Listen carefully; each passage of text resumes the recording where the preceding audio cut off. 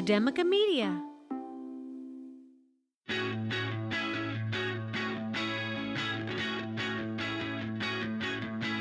From Academica Media Studios in Miami, Florida, it's Big Ideas in Education, a weekly recap of inspiration and innovation in your schools. Hello, education lovers. Welcome to the program. Always happy to have you joining us here on this week's installment of Big Ideas in Education. I'm Ryan Kairalla from Doral College, joined by Dr. Sarah Boulos from Somerset Academy Schools. Hi, Sarah. How are you? Hi, Ryan. Hello, everyone. Doing well. Yeah, me too, especially after hearing about the stories that we have this week. They are both bangers. I'm excited to get right into it. Sarah, what do you have for us this week? Well, we're going to start with a little bit of media. Can you kick that off for me, Ryan? Well, let's find out. It's been a while since we've gotten the AV department working around here. Let's see if we can get this clip queued up. Let's do it. The Fairview High School Tribe Challenge asks students to identify problems in their school or community and come up with solutions that can help. Because the reality is everybody's not going to approve, everybody's not going to like me, everybody's not going to rock with me. But if I'm the best version of me, I'm just being true to who I'm supposed to be true to. The Fairview High School Tribe Challenge began with a motivational speaker. We want to let our kids know that they are powerful and they hold the ability to make positive change. And we also want to make sure that others benefit from our actions. After, students broke into groups to brainstorm. Ideas ranged from helping fellow students in need to serving open-door meals to volunteering with local schools, nonprofits, and nursing homes. I just love seeing everybody come together to support one another, and to see that happen outside of school grounds and happen out in the community. I think that would be an awesome thing to see. Each grade will vote to decide which problem they'll tackle. This is the first Tribe Challenge ever, but Brayman says if all goes well, it won't be the last. If it's something that works well, then we'll obviously recreate that and find ways to make it better in the future. But we want to get this off the ground now because of all the positive things that could happen. Students will continue the challenge through the end of the school year, when administration will take a look at each grade's accomplishments and pick a winner. Reporting in Sherwood, Sophie Bates, 13 ABC, Action News. And that clip, we should mention, is courtesy 13 ABC Action News. Cool project, Sarah. Yeah, and we hear a lot about, I know you probably remember back in your own high school experience doing community involvement, right? You had community service requirements. Here in the state of Florida, children, or students, I should say, are required to participate in community service, and they do a certain number of hours to get their high school diploma. But I have to say, more than just a feel-good idea, the notion of having students get involved in their community has some fairly far-reaching benefits. For example, according to research cited by greatschoolspartnership.org, the idea of having students involved in their community can actually have an impact on their own academic achievement, reduce absenteeism, and increase graduation rates. It's all because of a concept called sharing power, which at its core is about ensuring that those who are most affected by discussions, programs, and decisions are the ones shaping them, even if that means leaders must give up some control. This gets students, leaders, and community members to be equal partners in learning about what issues are happening around them and how they can play a part in finding solutions. As a school leader, I can be honest, it's often very intimidating to think about giving up control and having students take on a role like this. But sharing power can be an incredible tool in shaping our school culture and ultimately student outcomes. So I'm really excited to hear about initiatives like those in Fairview High School, and I hope we can hear great things happen as this plays out. I mean, if the goal of these community service projects that we have students do is to actually achieve a positive community outcome, right? If we want this to be more than just students having a feel good on their resume, but actually creating positive impact, what better way to do it than to have the students from the beginning provide the input and decide what is the thing that we are going to do? I think that immediately instills a sense of purpose and a sense of accountability on the part of the teachers and the students, because it's something that they helped formulate. So I think they feel a greater sense of responsibility to actually make the thing happen. And I think it's something really powerful when we talk about, I know we've used the word power several times today, but really powerful, talking about this sharing power idea. I think it's something that we need to talk about more in schools with our students and our community, and getting them involved in seeing issues and being a part of the solution. It really makes me think of some schools that I worked with that I'm really proud of, that during COVID, their students got involved with food banks. And I think a lot of times when we talk about community service or community engagement, it can often come from a level of privilege, right? And not really think about students who may not be able to serve their community in these traditional ways because they may have families that they help to support, right? They may have a job, or they may be involved in other activities. They're in sports and they're working towards a scholarship. And so I was really proud of one of our schools that I was working with that was working with their students in providing food banks and getting the community involved in food banks during quarantine.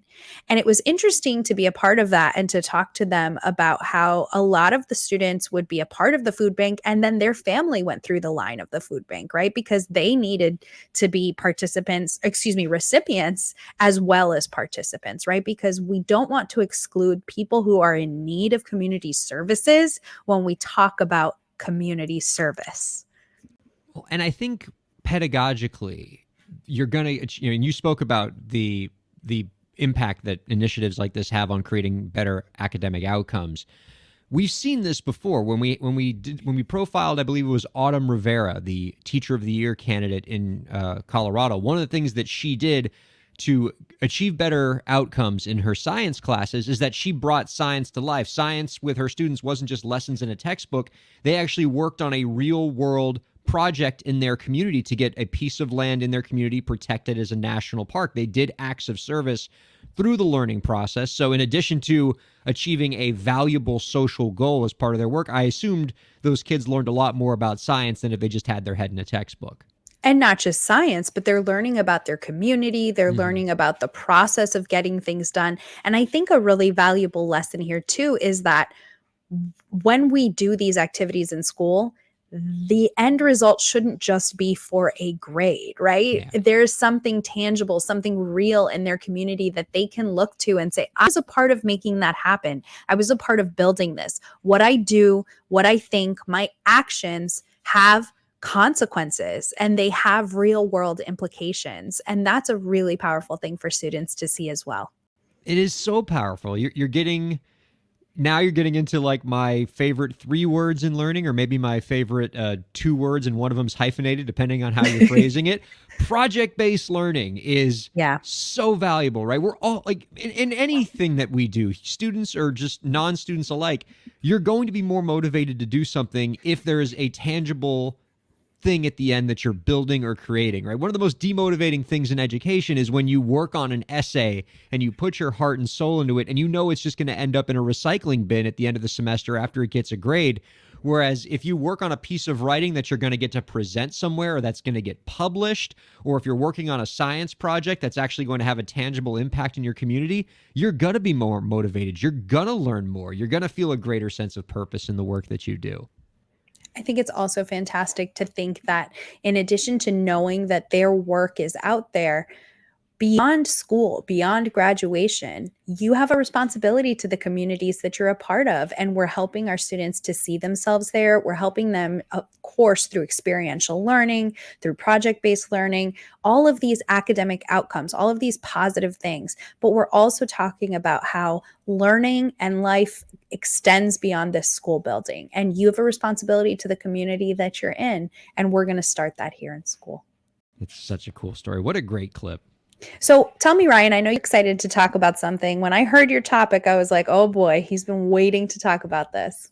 Absolutely. And Sarah, I think of all the episodes we've done, this is the first time that I think our stories have like the most direct tie-in. And again, we say this every week, it seems. We do not tell each other our stories beforehand. We are legitimately surprised, but there is really a common thread in our stories this week. Sarah, you spoke about the centerpiece of this story was about being willing to give up power to students, to make them active participants in the education. This is an incredible example of it, all right? Brace yourself. So recently, Chalkbeat profiled New York City high school student Gabrielle Cayo. She's a student at Brooklyn Tech, a highly selective, specialized public school in the city. And Kayo serves on the Panel for Education Policy, which is the equivalent of a school board in New York City. And she's one of the 2 student representatives on this board. As a member of the board, she helps shape education policy for the city's public school system. She attends meetings, participates in debates, and advocates for the 1.1 million public school students in New York City. But there's one thing that Gabrielle cannot do as a member of this school board: vote. Gabrielle's situation is not unique around the country. As Chalkbeat notes in the article, 14% of the nation's largest school districts have a student representative on their school boards, but 86% of those student representatives have no voting rights on the board.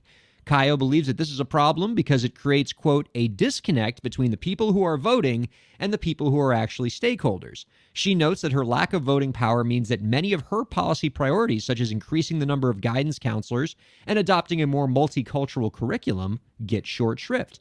The article also notes, Sarah, that the state law that governs the city's Panel for Education Policy is set to expire in less than 2 years, and perhaps there may be some legislative support to expanding the voting rules. State Senator John Liu, the chair of the New York City Education Committee, said in a recent email, quote, "Giving student members a vote deserves more discussion that must include how to best reflect the interests of our student populations while still accounting for their legal status as minors." So your story, Sarah, was all about how we need to be purposeful about giving students some control over the process, over the important critical learning activities that these students do. And what better example of it by having student representatives on school board have the same voting power as all of the grown-ups on that school board and actually getting to be an active participant in shaping education policy. Gabrielle, we will be sending this research your way so you can use it in your arguments in citing, how sharing power can be really powerful in these institutions. But yeah, I agree. I think it's really important to hear that voice. So I think I was really surprised by the numbers that you shared too. So 14% of school boards have a student representative, but 87% of those 14 have no voting power. That's right. That is such a small amount of that student includes our representatives. school board here in Miami-Dade County, by the way, that has a student representative that does not vote. That is so interesting. So Miami-Dade is the third largest? Fourth, it's a big one. Third or fourth, it's a big one. So New York is, of course, the first largest in the country. I want to say the second is someone in California. Could be wrong. I'll fact check myself later and be embarrassed. We're going to get fact checked. I can feel it.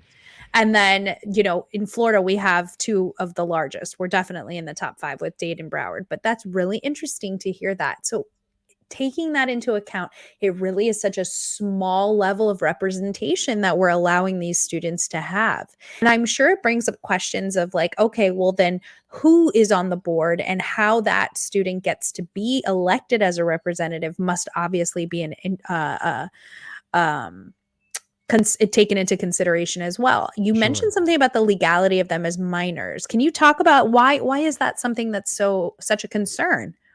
Well, I mean, lest I know the intricacies of New York City education law, I mean, I would not be aware of any particular legal impediment that would prohibit somebody from being able to vote on a board like this just because they're under the age of 18. And if there is, I'm sure they could change the policy to make it okay. But I think if you don't have the students actually be able to have a voice on this board in terms of being an active participant, I think it runs the risk of what you see with a lot of these student reps on boards, which is that student just there as window dressing? Right. Is that student just there so that they can be in the photo ops? Is that student just there so you can say, we have a student voice, but we're not actually going to let that student voice actively speak in the process? It's interesting. Yeah. So I can imagine there are a lot of mechanisms go into, and I might be getting kind of in a theoretical sense, I might be getting off base here, but I imagine there are a lot of intricacies when we talk about the makeup of a school board or any board, right? So if we're talking about an organization, and if you're developing an organization like a school board, you have to take into consideration how many people are going to be on that board, right? Do you have a 7-member board, a 9-member board? How are they elected? How do they get to their position? Are they appointed versus elected? There are a lot of kind of rules and regulations that go into it. And so talking about that, there are reasons why they do that, right? Because you want to have you don't necessarily want to have an even number of members, because then you can have a lot of gridlock in your voting, right? You might have 50-50 splits, which we don't want. You want to prepare yourself for a majority. So I wonder if some of the pushback is on whether that position would now be taking the place of another voting member. You know what am I making sense with what I'm asking? You absolutely are, right? It's easy for me to sit here on this microphone on this podcast and say students need to get a vote, and generally people are going to applaud that because it sounds good, yes, right? So now how do we make it happen? Exactly. And it's going to vary from school board to school board, right? Like for example, in Miami-Dade County, where the school board members are all democratically elected, perhaps there's an argument for, well, if that, like the people who should be voting on the school board are people that are voted in by the people. So why should a non-voting member be able to vote if everybody else was democratically elected? And maybe that argument doesn't carry as much water in, say, New York City, where I think at least some, if not all of the members are just appointed by the mayor. And so there isn't that same argument of, that person had to stand for election before they got to vote on this board. Right. If I were sort of designing my ideal school board to kind of get around that counter argument, I would say, have all your school board members be democratically elected by whatever districts they're in, and then have the entire collective student body of that public school district get to vote for their student representative. Right. And in that way that you have a strong argument that student representative is legitimately speaking on behalf of what the students want, because that's the person the students picked. And that could be an interesting democratic process in and of itself, right? So if we were to say, okay, well, we want the representative to be someone from the student government associated from these different schools, right? And then they have to run a campaign. I mean, what an amazing microcosm. To introduce students to democracy. Yeah, what an incredible way to do that, and to have that experience play out at the school level, and then have them be representatives. It's a really cool idea. Well, I think so too. Well, I mean, I was blown away by this article because I knew that there were a lot of non-voting student members on school boards. I didn't know it was 86%. Yeah. And it's pretty illuminating. It really is. Well, I mean, boy, we are just empowering students this week on the program. I would love to hear and the hopefully listeners, every day. and hopefully every day, but particularly today, we really have them on our mind, and that's great. Love to get your perspective, viewers and listeners. Come email us not email us.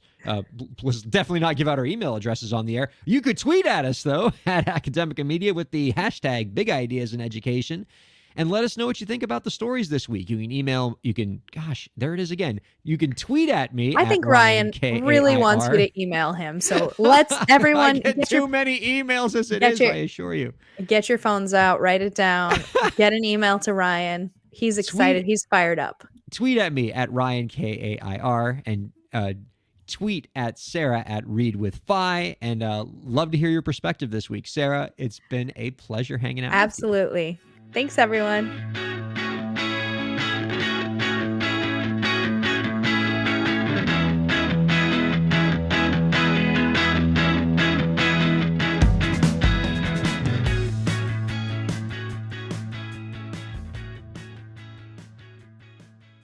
The views expressed on the preceding program have been those of the hosts and guests and do not necessarily reflect the views of Academica, its clients, staff, affiliates, or advertisers.